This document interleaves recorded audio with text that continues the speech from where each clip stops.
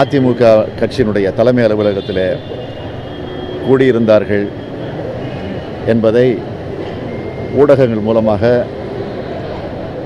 தெரிவிக்கப்பட்டிருந்தது. ஆக அவர் மரணமடைந்து விட்டார் என்ற செய்தி அறிவித்த அடுத்த வினாடியே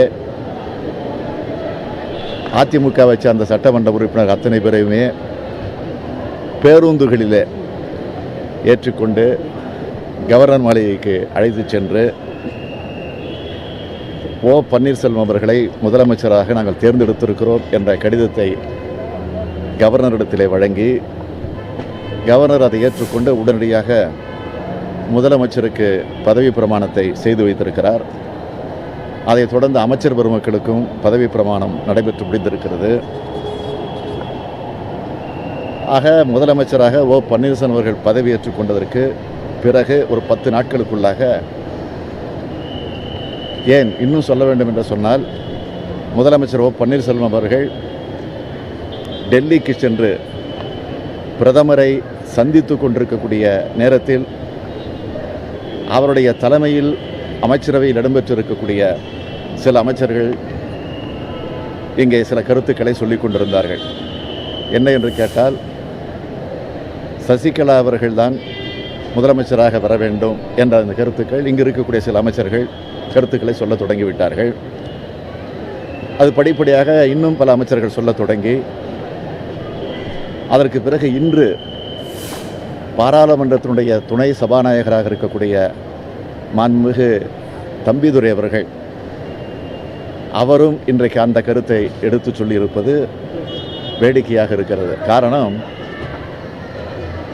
ஒரு முதலமைச்சரை அதிக மெஜாரிட்டியோடு சட்டமன்ற உறுப்பினர் அத்தனை பேரும் ஒட்டுமொத்தமாக பரிந்துரை செய்து அதற்கு பிறகு கவர்னர் அவர்களால் பதவி பிரமாணம் செய்து வைத்திருக்கக்கூடிய நிலையில் இப்படி ஒரு நிலை இருப்பது என்பது உள்ளபடியே முதலமைச்சருடைய அந்த பதவியை சிறுமைப்படுத்துவதாகத்தான் நான் கருதுகிறேன்.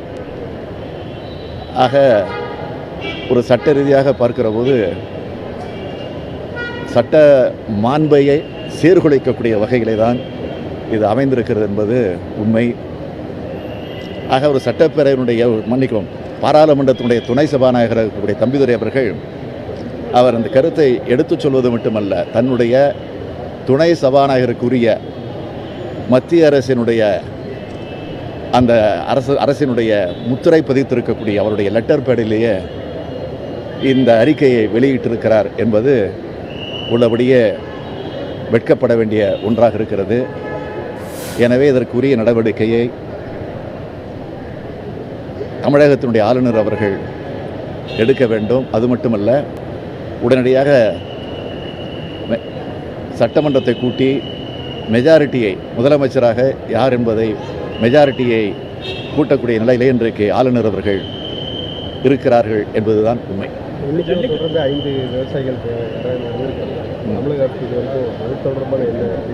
இது குறித்து நாங்கள் ஏற்கனவே தமிழகத்தில் இருக்கக்கூடிய சில கட்சிகளுடைய தலைவர்கள், தமிழகத்தில் இருக்கக்கூடிய விவசாய சங்கத்தினுடைய பிரதிநிதிகளை எல்லாம் அழைத்து கூட்டத்தை கூட்டி அதில் பல தீர்மானங்களை எல்லாம் நாங்கள் நிறைவேற்றியிருக்கிறோம். அந்த தீர்மானத்தை நானே எடுத்து சென்று முதலமைச்சரிடத்தில் கொண்டு போய் தந்துவிட்டு இருந்திருக்கிறேன். அதைத் தொடர்ந்து இதுவரையில் அந்த தீர்மானத்திற்கு எந்தவித மதிப்பும் மரியாதையும் இந்த அரசு வழங்கவில்லை. இப்போது தொடர்கதையாக இதுவரையில் ஏறக்குறைய 80க்கும் மேற்பட்ட விவசாயிகள் உயிரிழப்பு ஏற்பட்டிருப்பது என்பது உள்ளபடியே வேதனைக்குரிய ஒன்று. நேற்று முன்தினம் கூட நான் தலைமைச் செயலகத்திற்கு சென்று முதலமைச்சரை சந்திக்க வேண்டும் என்று ஒரு கடிதத்தை எழுதி அவருடைய அலுவலகத்தில் தந்துவிட்டு வந்திருக்கிறேன். நேற்றும் காத்திருந்தேன், இந்த நிமிடம் வரையிலும் நான் காத்திருந்தேன். அங்கிருந்து எந்தவித அழைப்பும் வரவில்லை. ஆகவே உடனடியாக நான் சொல்ல விரும்புவது, முதலமைச்சர் அவர்கள் நேரத்தை ஒதுக்கி தந்து இது சம்பந்தமாக பேசுவதற்கான வாய்ப்பை ஏற்படுத்தி தர வேண்டும். உடனடியாக சட்டமன்ற சிறப்பு கூட்டத்தை கூட்டி இன்றைக்கு விவசாயிகள் பட துன்பங்களுக்கும் தொல்லைகளுக்கும் ஒரு முற்றுப்புள்ளி வைக்கக்கூடிய வகையில் பல தீர்மானங்களை நிறைவேற்ற முன்வர வேண்டும் என்று நான் கேட்டுக்கொள்கிறேன். ஜல்லிக்கட்டு தொடர்பான நாளைக்கு ஆர்ப்பாட்டம் நடத்த போறீங்க. ஒருவேளை உச்சநீதிமன்றம் ஜல்லிக்கட்டுக்கு எதிராக தீர்ப்பு வழங்கிச்சுன்னா தடையை மீறி ஜல்லிக்கட்டு நடத்துவீங்களா? ஒருவேளை ஜல்லிக்கட்டு நடத்துவதற்கு வாய்ப்பு வந்துவிட்டால் அப்படி ஒரு சூழ்நிலை வராது.